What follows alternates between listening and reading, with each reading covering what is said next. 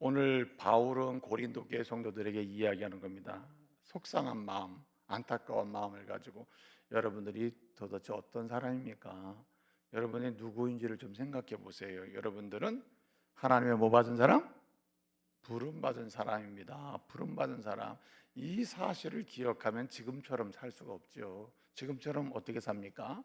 아주 복잡한 문제가 생겼죠. 오늘 뭐 10절부터 17절까지 1장에서만 보더라도 10절부터 17절까지 보게 되면은 뭐 예를 들어서 제일 먼저 바울파, 뭐 아볼로파, 게바파, 심지어는 뭐까지 만들었죠? 그리스도파까지 만들었어요. 이게 제일 무서운 거예요, 사실은. 왜냐하면 파를 만들다 누구 파까지 만들어요? 그리스도 파까지 만들었다. 이거 진짜 무서운 겁니다. 그 예수님은 파당을 짓는 한 부류의 파당이 될 수 있는 분이 아니거든요. 근데 거기까지 간다. 그러면 이거 굉장히 심각한 상태라는 말이거든요. 이거는 부름받은 자의 삶이 아닌데 이렇게 산다는 게 너무 안타까운 거죠. 그러니까 부름받은 자의 부름의 목적이 되는 게 있거든요. 예를 들어서 여러분, 누군가를 여러분이 장로님 부르면은 목적이 있는 거거든요. 부름의 목적이 있다 이 말이죠. 누군가 저를 부르잖아요. 목적이 있는 거 아니에요? 목적 없는 부름은 세상에 존재하지 않죠. 그래서 사람은요, 의식 활동이 시작되면 바로 부름이 시작되는 것입니다. 내가 부르든 상대방의 부름을 받든. 그렇잖아요. 부르며 살고 부름 받으며 삽니다. 제대로 부름 받고 부르며 산다면 이 사람은 가치 있는 인생이 되는 것입니다. 그래서 사실은 인간으로 사람으로부터 부름받고 내가 누군가 사람을 부르는 일은 뭔가 한계도 있고 부족함도 있지만, 여러분 오늘 본문은 뭐라고 얘기합니까? 바울은 그래서 강조하는 거예요. 사람이 부르며 살고 부름받으며 살지만 우리 이렇게 살면 안 된다. 우리가 뭐 사람한테 부름받고 내가 사람으로서 불러주고 이렇게 된 사람이 아니지 않느냐. 이 고린도 교회 성도 여러분, 우리가 하나님의 교회 멤버가 되어 있는데 뭐 내가 불러서 온 것도 아니고 여러분이 불러서 내가 온 게 아니지 않느냐. 이렇게 우리가 서로 부름받고 불러서 부르면서 부름받아서 존재하는 사람이 아니라, 사람의 부름이 아니라 누구의 부름? 하나님의 부름 받고 하나님의 부름에 응답하며, 그래서 하나님을 부르며 사는 사람. 그래서 똑같은 얘기하는 거예요. 2절에 우리가 누구냐? 하나님 부름 받은 사람이요. 우리가 누구냐? 우리를 부르신 그 이름을 뭐 하는 사람? 부르며 사는 사람. 2절에 이제 그 얘기예요. 로컬 처치가 뭐냐?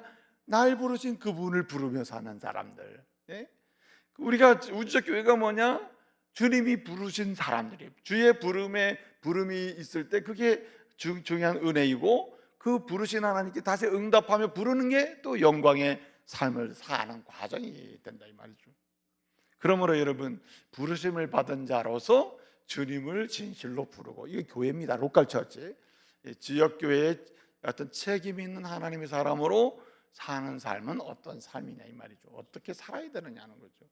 오늘 바울은 고린도전서 1장부터 마지막 장까지 전체를 통해서 하고 싶은 얘기가 뭐냐? 부름받은 자가 어떻게 살아야 되느냐를 말하고 싶은 것입니다. 그것만 알면 여러분 하나님께 영광을 돌리고 그리고 세상을 축복하면서 사는데 전혀 문제가 되지 않는다. 지금 부름받은 자의 삶이 깨져버렸다. 그 문제를 내가 지금 얘기하고 싶다는 거예요.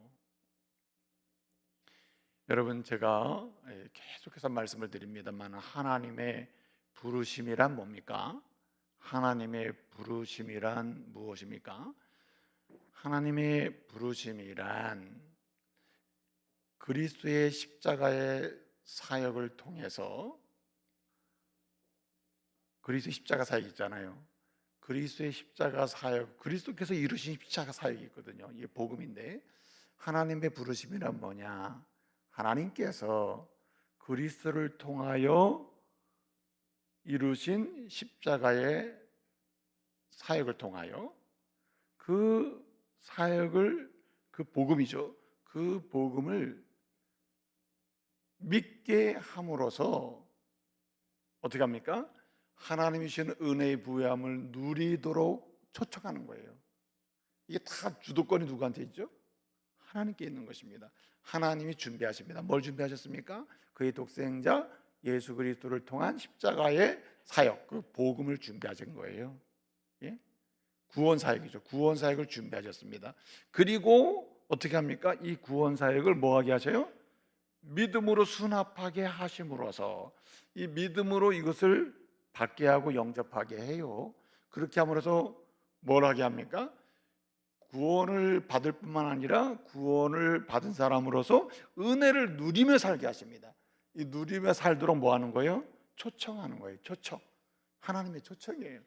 그래서 하나님은 십자가 사역을 준비하시고 믿음을 줘서 이것을 받아들이게 해요. 그래서 하나님의 은혜를 누리며 살게 하기 위하여 부르는 그 초청, 하나님의 초청이 뭐라고요? 하나님의 부르심이라 해요. 부르심. 그래서 부름받은 자의 삶이 왜 중요하냐? 하나님께서 구원으로 불러주시고 사명으로 불러주시기 때문에 부름받은 자의 삶은 부름받은 자답게 살아갈수록 뭘 달성하게 되죠? 사명을 달성하게 되는 것입니다. 사명을 이루는 것이죠. 근데 여러분, 사명을 이루잖아요. 사명을 이루면 두 가지의 실제적인 목적을 이룹니다. 하나는 사명을 이루면 하나님께 영광이 됩니다. 하나님을 높이는 일이 돼요. 두 번째는 사명을 이루면 사실은 내가 좋지만, 나에게 좋지만, 사명을 이루면 사명의 혜택을 보는 사람이 있거든요. 이 혜택을 누가 보겠어요? 본질적으로는 세상이 보는 것입니다. 세상이. 우리의 사명이 각가지 개개인적으로는 그 내용과 영역이 좀 다를 수 있으나 본질적으로는 같아요. 제가 오늘 제자교육 개강 예배 때 말씀을 드렸지만 믿음의 선한 싸움을 싸우며 영생을 취하는 일이거든요. 예컨대 나도 영생의 부활을 누리고 택함 받은 백성인 누군가가 우리가 사명을 감당하는 가운데 누군가가 구원받는 일이 계속 일어나는 거예요. 그러면서 또 구원받은 사람은 나로 인해서 이렇게 사명의 자리로 다 이렇게 잠깐만 콜링이 되는 거예요. 잠깐만 다시 들어오게 되는 거예요. 참여하게 돼. 내가 이렇게 사명에 열심히 하잖아요. 그 사명을 감당하다 보면 누군가 구원받은 사람도 그에게 허락하신 사명의 자리를 자꾸만 나가게 되는 도전을 받게 되는 거죠. 그래서 내가 사명을 감당한다, 그 말은 하나님을 높이고 세상을 축복하는 사명. 누군가가 구원받고 누군가가 사명의 자리로 자꾸만 나오게 되는 역사가 이루어지는 것이죠. 그래서 주님은 오늘 바울을 통해서 저와 여러분이 부르심을 받은 자의 삶이 어떠한지, 어떠해야 되는지 말씀하심으로써 부름받은 자의 삶을 살아감으로써 구원받은 자로서 이제 사명으로 부름받은 자의 그 삶을 이루고 그 목적을 이루는, 그래서 하나님의 세상을 축복하는 그러한 성도가 되도록 오늘 말씀하고 있는 것입니다. 여러분, 오늘 본문에 보게 되면 바울파, 바울은 왜 그렇습니까? 고린도 교회 누가 개척했습니까? 바울이 개척했죠. 바울 중심으로 교회가 성장한 교회 아닙니까? 가장 먼저 바울이 복음을 전해서, 그 다음에 누가 왔어요? 아볼로가 가서 또 뭐 고상하게 막 가르치잖아요. 아볼로는 철학에 능한 자라. 그래서 철학적으로 예를 들어서 철학적 사고로 예를 들어서 뭐 복음도 설명하고 또 논리적으로 풀어갈 수 있는 능력도 있고 아주 뛰어난 아볼로란 말이죠. 알렉산드리아 출신이니까 알렉산드리아 학파 자체가 있거든요. 굉장히 그 이성적 활동이 아주 왕성한 지역 출신이란 말이에요. 그러니까 사람들이 혹하거든요. 진짜 역시 아주 우리가 흔히 말하면 똑부러지게 가르치는 이런 사람 있잖아요. 똑부러지게 가르친다. 그러니까 아볼로를 통해서 이게 바울은 그냥 예수 믿으면 구원받고 십자가에 복음, 단순하거든요. 바울이 굉장히 쉽게 설명하는 사람이에요. 그런데 이거를 좀 그 지역 사람들이 좀 학식이 있고 이런 데 관심이 있단 말이에요. 그러니까 그냥 아볼로 가서 좀 그런 차원에 설명해 주니까 수준이 있다고 보는 거예요. 수준이 있다고. 여러분, 복음은 수준이 있는 게 아니에요. 복음은요, 어린아이로 노년에 이르기까지 다 알아들을 수 있는 이것이 진짜 수준이라. 예? 그렇지 않습니까? 누구는 뭐 학식이 있어 알아듣고 누구는 못 알아듣는다. 이거는 진짜 수준이 아니죠. 이거는 세상적 수준이죠. 근데 아볼로파는 뭐냐? 뭔가 수준이 있고 뭔가 말을 해도 좀 뭔가 논리적이고 뭐 이런 거예요.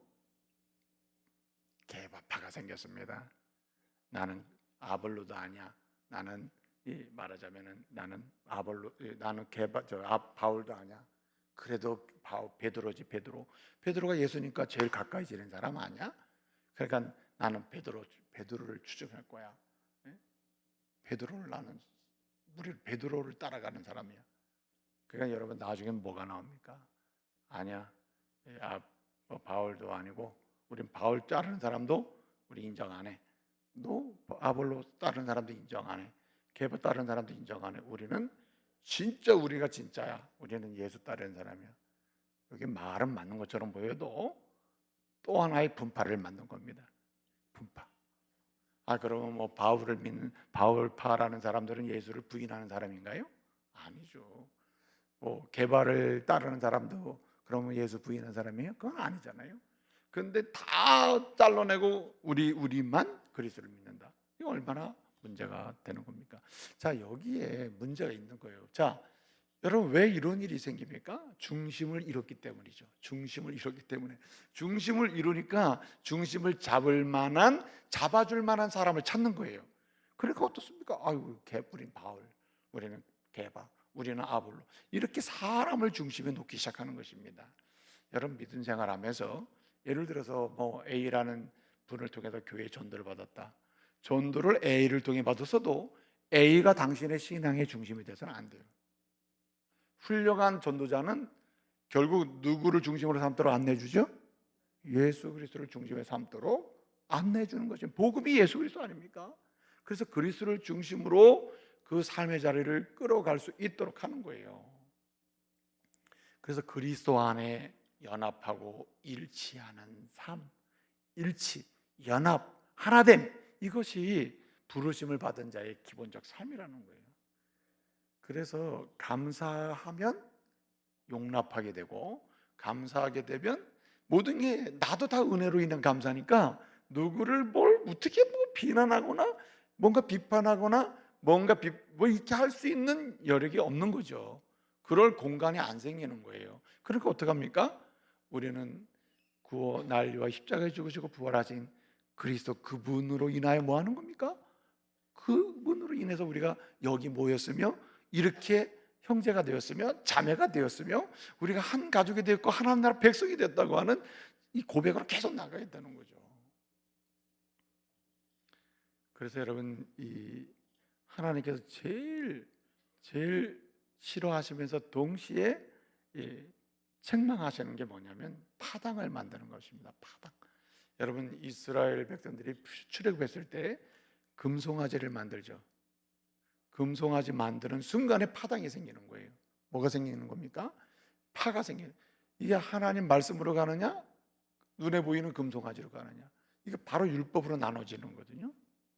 그거를 하나님이 제일 싫어하시는 겁니다. 그래서 누군가가 여러분 한 사람 한 사람의 이름으로 뭔가 파당을 짓거나 그룹을 만들려고 할 때 여러분들은 빨리 빠져야 되는 거예요.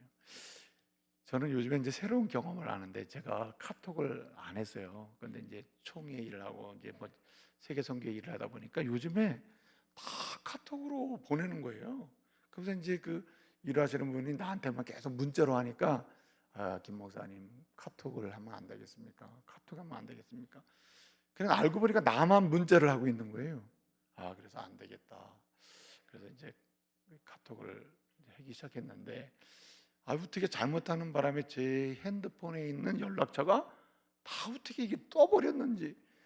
이거 막 어느 날 되니까 여기저기서 뭐 카톡한 것을 축하합니다 하면서 막 문자가 막, 여러분 제 핸드폰에 한 5천 개 이상이 이제 이게 전화번호가 있거든요.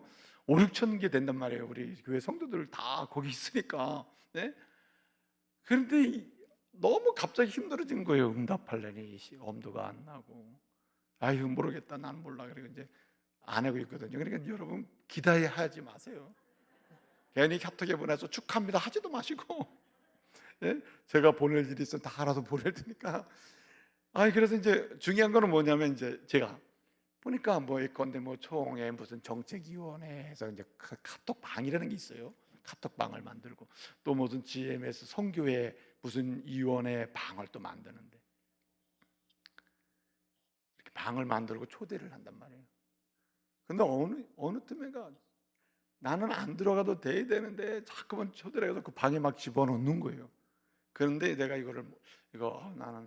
나는 아닌데 왜 자꾸 여기 집어넣고 저기 집어넣고 오라고 하느냐. 그렇게 이제 걱정을 제가 막 했어요. 난 너 요새 여기저기다 너무 소속이 많은 것 같아. 그랬더니 우리 딸아이가 아빠 나가기 하면 돼요. 나가기가 있어요. 나가기가. 그래서 나가기를 하면은 그냥 그 방에서 나는 나올 수 있는 거예요. 예? 근데 나가기를 못하면 어떻게 됩니까? 계속 문제를 받고 왜 받는데 연락 안 하냐고 막 이렇게 이제 되는 거란 말이에요. 네? 그래서 제가 드리는 말씀이에요. 보세요. 우리가 그리스도 안에서 연합하여 하나 돼서 연합된 삶이 부름받은 자의 삶인데, 우리가 쓸데없이 여러 공간을 내 이름으로 막 방을 만들어 놓는다든가, 누구의 사람 중심으로 방을 만드는, 잠깐만 여기 가입돼 있잖아요. 가입돼 있을 때 여러분들이 빨리 뭐 해야 돼요? 나가게 해야 돼요. 나가게 오직 방 하나를 차지하고 있어야 돼요. 누구 방? 그리스도 방, 예수 방. 예? 예수 이름으로 딱 카톡방이, 영원한 카톡방이 있다 이 말이에요. 예? 그 카톡방에 딱 거기만 있어야지. 사람이 만들어 놓은 이 방 저 방에 막 들어가 있으면은 진짜 중요한 방엔 관심도 없고, 예? 그 이 다른 사람이 만든 방에는 재밌는 게 많단 말이죠. 그래서 빨리 나오기를 해야 되는 거죠. 아유, 또 오늘 또 이렇게 너무 늦은 시간이 됐습니다. 마지막 한 가지가 있는데요. 그게 이제 18절부터 이제 마지막 절까지인데, 이게 십자가에도 하나님의 사람의 지혜와 하나님의 지혜를 이렇게 비교를 하고 있습니다. 그 말씀을 보면 이런 말씀이 있어요. 유대인들은 십자가의 도, 복음입니다. 복음을 어떻게 여깁니까? 꺼리끼는 것으로 여깁니다. 꺼리끼는 것. 그 말은 뭐냐면은 십자가에 죽는다는 말은 뭡니까? 저주받았다는 얘기거든요. 십자가 예수가 죽었어요. 이거 메시아가 될 수가 없지. 우리는 꺼리끼는 거예요. 나도 저기 같은 불에 취급당하면 안 되니까. 그래서 뭐가 당하는 겁니까? 멸망하는 자가 된다는 말입니다. 또 이방인들은 또 어떻게 해요? 미련한 것으로 여겨요. 미련한 게 뭡니까? 논리적으로 안 맞는 거예요. 아니, 메시아가 어떻게 중죄인이 처벌당하는 그 십자가에 죽는, 논리적으로 안 맞기 때문에 어떻게 해요? 미련한 것으로 여깁니다. 이성적 사고죠. 그리고 어떻게 됩니까? 그리스도를 떠나가는 사람이 된다는 거예요. 그런데 유대인이든 이방인이든 상관없이 하나님의 부름받은 사람, 부름에 응답하여 주의 이름을 부르는 자들은 어떻습니까? 십자가를 구원 얻는 능력으로 여겨요. 그래서 어떻게 합니까? 그걸 믿음으로 수납하게 되는 거죠. 그래서 어떻게 됩니까? 하나님의 백성이 되고 천국 백성이 되고 이 십자가의 능력을 부유하게 경험하는 사람이 되는 거죠. 결론적으로 부름받은 자의 삶은 어떤 삶이냐? 오직 십자가를 자랑하는 삶이라는 거예요. 십자가는 무엇입니까? 복음 아니에요? 십자가를 자랑한다는 말은 복음을 자랑하는 삶인데, 복음이 뭡니까? 복음이 일건데 뭐 성경이 복음이다, 예수가 복음이다, 십자가가 복음이 이렇게 말씀할 때, 십자가가 복음이라는 말은 십자가에서 이루신 주님의 구속사역이 복음 아닙니까? 그 구속사역을 어떻게 설명한다 그랬어요? 제가 이제 십자가상의 7원을 설명한 적이 있는데, 누가복음 23장 34절에 뭐라 그랬습니까? 아버지여, 저들이 하는 일을 몰라합니다. 저들이 나를 십자가에 못 박는 것은 저들이 하는 일을 몰라서 그래. 저들의 죄를 사하여 주십시오. 이렇게 구원의 복음을 선포하잖아요. 제사함의 복음, 그죠? 주님은 뭔가 요구하면 주는 게 아니라 하나님의 택한 백성을 향하여 제사함의 복음을 선포했어요. 예?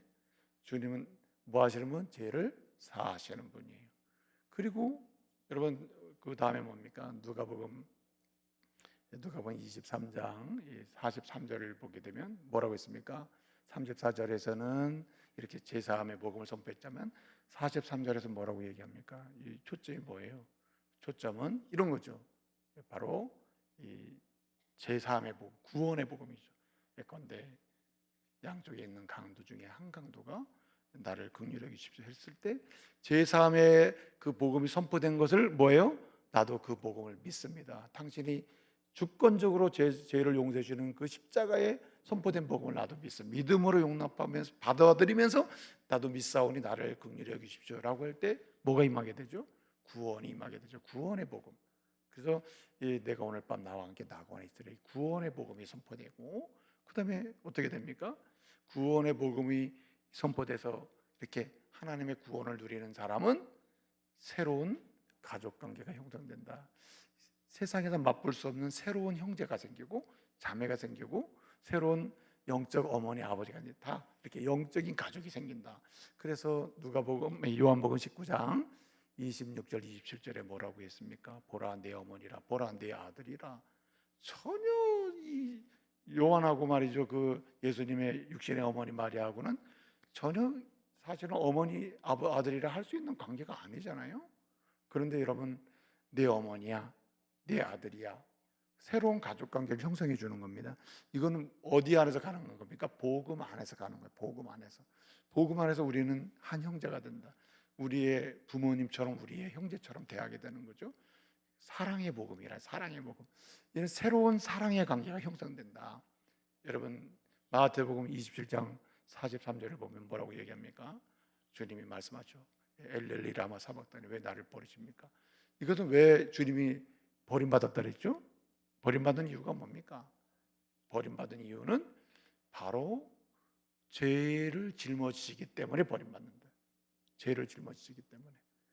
그래서 시편 기자는 말하는 거예요.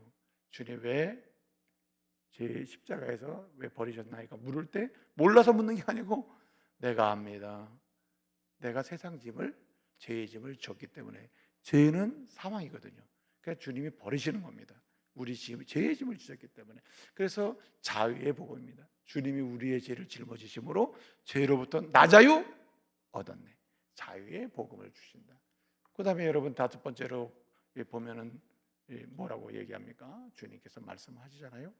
요한복음 19장 28절을 보게 되면 뭐라고 얘기합니까? 내가 목마르다라고 했나? 내가 목마르다. 목마르다는 건 뭐라 했어요? 내가 목마르다는 건 주님이 목마르서 죽겠다 하는 실제 목마름이 있지만, 이 목마름은 요한복음 4장에 보게 되면 내 목마르다 물 줘. 수가성 사마리아 여인에게 얘기했지만은 수가성 사마리아 여인이 물 줘서 아이고 한 바가지 실컷 마신 다음에 내가 이제 목 마르지 않다 이랬어요. 주님 물도 안 마셨어요. 목마르다 하신 이유는 사실은 목마른 너에게 내가 채움의 은혜를 줄 사람이 나다. 진정 채움의 은혜를 주는. 그래서 채움의 은혜, 영적 목마름을 채워주고 모든 걸 채워주는 은혜가 주님의 십자가의 은혜라 이거예요. 그 다음에 뭐라 그랬습니까? 다 이루었다. 다. 그래서 요한복음 19장 30절 보게 되면 내가 다 이루었다 하거든요. 이 뭡니까? 승리의 은혜다. 승리의 은혜. 그래서 예수를 믿는 사람은 인생 전체를 살면서 어떠한 가운데서도 시험에 들어도 뭔가 문제가 생겨도 죽을 지경에 있어도 사망의 그늘이 나를 엄습해도 내가 사망도 이기고 시험도 이기고 내가 반드시 승리할 줄로 믿습니다. 다 이루신 승리를 선언하셨기 때문에. 마지막 7번 뭡니까? 내가 내 영혼 아버지 손에 부탁하나이다. 이 말은 뭡니까? 십자가에 죽으신 그리스도의 이름으로 우리의 모든 것을 하나님 아버지께 맡길 수 있는 은혜가 우리에게 있는 거예요. 죽음의 순간에도 우리가 내 생명을 주님께 맡깁니다. 우리는 그래서 죽을 때도 나 죽기 싫어 하다가 막 바둥바둥 대다가 할 수 없이 죽는 개념이 아니라 우리가 죽음의 때가 딱 되면 주여 내 영혼을 아버지 손에 맡깁니다. 주님이 내게 영원한 평안을 주실 줄로 믿습니다. 그래서 예수 믿으면 얻는 은혜가 뭡니까? 은혜로 인한 평안이죠. 죽음 이후에도 뭐가 임합니까? 영원한 하나님 나라의 평안이 임하게 되는 거죠. 그래서 내 영혼을 주님께 맡긴다는 말은 예수로 인한 진정한 평안의 복음이 바로 십자가의 복음이라. 그래서 이 세상 사람들은 미련해요. 그리고 유대인들이 볼 때는 꺼리껴요. 그러나 부름받은 성도에게는 이게 뭡니까? 믿어지고 은혜가 되는 거예요. 구원받는 능력이 되는 거예요. 구원하는 능력이 된다는 거죠. 그래서 부름받은 자의 삶은 뭐냐? 십자가를 자랑하며 사는 것입니다. 죄사함의 은혜를 자랑하고, 그 다음에 구원의 은혜를 자랑하고, 그리고 사랑의 은혜를 자랑하고, 자유케 하시는 은혜를 자랑하고, 그리고 끊임없이 나도 모르는 사이에 예배했었다가 딱딱 목자 되신 하나님 딱딱 채워주시는 그 은혜를 자랑하고, 그 다음에 뭡니까? 다 그냥 끝났구나 하는 그 순간에도 결국 이기게 하시는 승리의 은혜를 주시는 것을 자랑하고, 마지막에 영원한 평안의 은혜를 누리게 하시는 그 은혜를 자랑하면서 살 때 하나님께서는 결국 사명도 감당하고 하나님의 이름도 높이고 세상도 축복하게 하실 줄로 믿습니다.